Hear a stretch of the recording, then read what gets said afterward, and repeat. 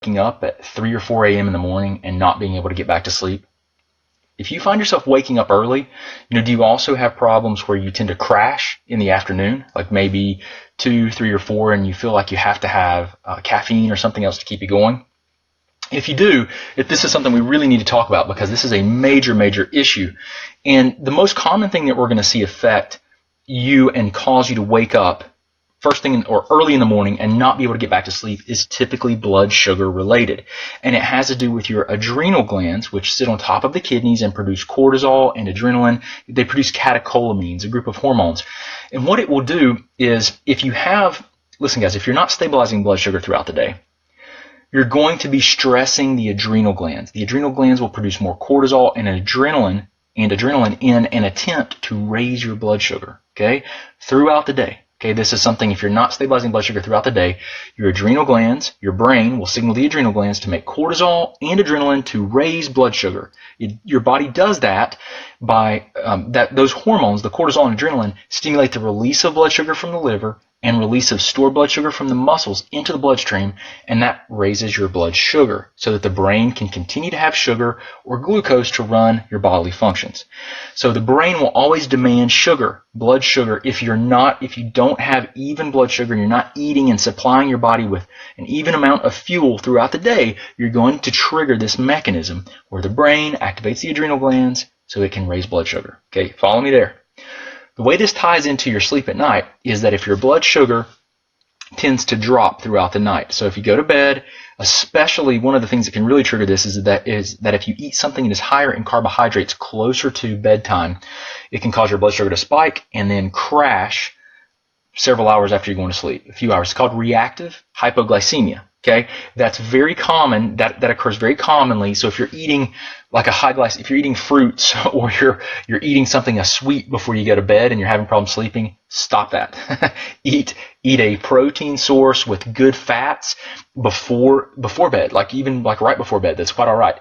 And see how you do with that. That should stabilize blood sugar and help you to have a better night's rest. But you can't ignore the fact that through the day, if you're completely ignoring your blood sugar and you're on this huge roller coaster throughout the day, you're going to have to eat meals frequently. Sometimes people have to eat meals as close together as an hour and a half to 2.5 hours. Most people that I work with, I have them at least focus on eating something every 3 hours, and that tends to stabilize blood sugar. Once you do that for a week or so, that tends to throughout the day, right? You're eating very frequently throughout the day. You're stabilizing blood sugar. You eat something that's higher in fat, higher in protein before bed. That usually helps you to prevent waking up first, 3 or 4 in the morning and not being able to get back to sleep. Guys, the reason that you wake up like that is because throughout the night your blood sugar is dropping. And when it gets too low, the brain, remember, it kicks in the adrenal glands to produce adrenaline and cortisol because those two hormones will raise blood sugar. And remember, the brain does that because the brain needs that sugar to keep driving and running all the bodily functions. So at night, if your blood sugar is dropping too low, your brain's going to produce more cortisol and adrenaline. And what does adrenaline do? Adrenaline's stimulating. It wakes you up. So you'll wake up, and when you wake up, one of the best things that you can do to try to help you get back to sleep is to eat something that has some protein and fat in it. Nuts are typically good options as long as you don't have a sensitivity to them. They're not a bad option. And having something close, by your bed, even like a boiled egg or something like that's really a great thing to do as long as you don't have sensitivities to them. Something that's higher in fat. Right? Protein and fat is a good thing. And you may wake up and feel like nauseous or not want to eat any food. And that's okay, because the adrenaline, what's happening is the adrenaline spikes. Adrenaline can kind of make you feel nauseous. Just trust me. Eat some of the food, take some small bites and eat it, even if you're not hungry, 3 or 4, and that'll help you to stabilize blood sugar and get back to sleep in most cases. Guys, if you stabilize blood sugar throughout the day, you eat the right types of foods prior to bed, that should help you. There's a lot of herbs and other things that we can do to try to help you stabilize your blood sugar.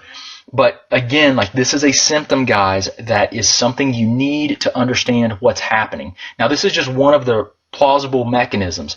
But there are other things, like if you have inflammation, man, that is a huge issue that will cause your adrenal glands to work overtime and can promote and perpetuate poor sleep cycles.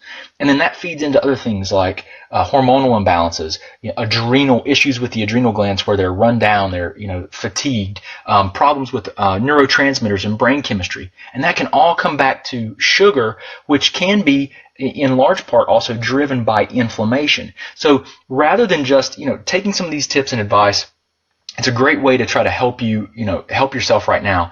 But listen, guys, if you try some of these things and you're not doing significantly better, you need to have someone look at and investigate the whole picture, the bigger picture, and help you figure out what's really going on so that you can have better health.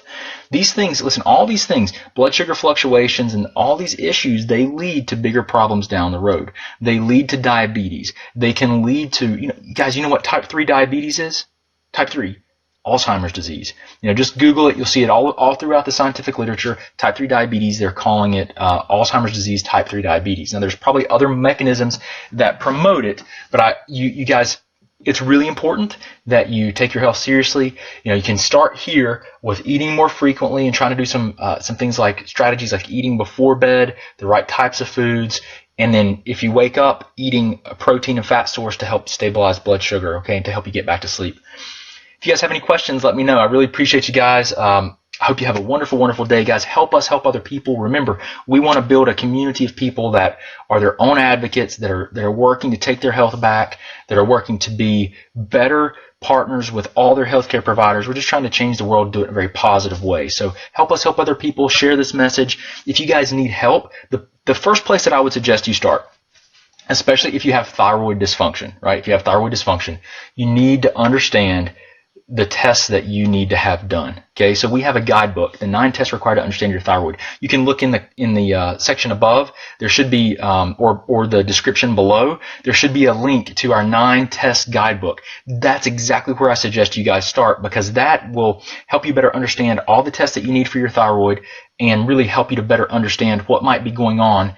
You can take some of your results and compare them and actually try to get an idea of what might be happening with your physiology. And if you don't have all the tests done, guys, you need to get the testing done. And if you need help with testing, I work with people all over the world. We do distance consulting, we do virtual consulting, Skype, FaceTime, phone, and I'll help you to get the testing done if you need it. Just reach out to us. You can also find the description or links somewhere. You can go to our page, drbradshuk.com, go to the application for care page, and you can learn more. So really appreciate you guys. Hope you have a wonderful day. Thank you for joining me today. I hope this has helped you out, and I look forward to seeing you guys on the next live stream. Talk to you soon.